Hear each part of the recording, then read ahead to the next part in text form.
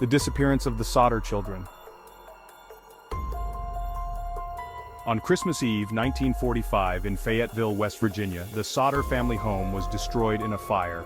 George and Jennie Sodder lived there with 9 of their 10 children. 5 of the children, Maurice, Martha, Louis, Jennie, and Betty, were thought to have perished in the blaze, but their bodies were never found. The fire broke out around 1 a.m. George, Jennie, and 4 of their children escaped, but attempts to rescue the remaining 5 were thwarted. A ladder that was usually propped against the house was missing, and both of George's trucks, which he intended to use to climb to the upper floors, were mysteriously inoperable. Several strange occurrences happened in the lead-up to the fire. A stranger had appeared at the home a few months earlier asking about work. He had pointed to the fuse boxes and said, "This will cause a fire someday." A life insurance salesman had tried to sell a policy to George, and when George declined, he warned that his house would go up in smoke and his children would be destroyed.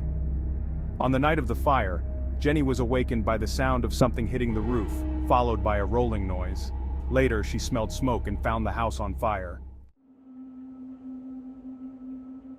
After the blaze, a phone repairman told the Sodders that their lines had been cut, not burned in the fire.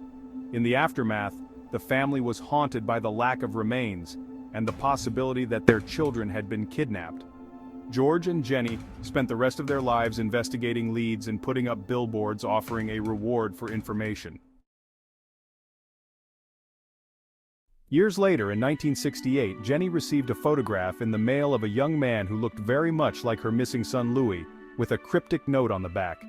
Despite this and other sightings, no definitive proof has ever surfaced, and the fate of the Sodder children remains a mystery. The case continues to baffle investigators and inspire numerous theories, ranging from kidnapping to murder and beyond.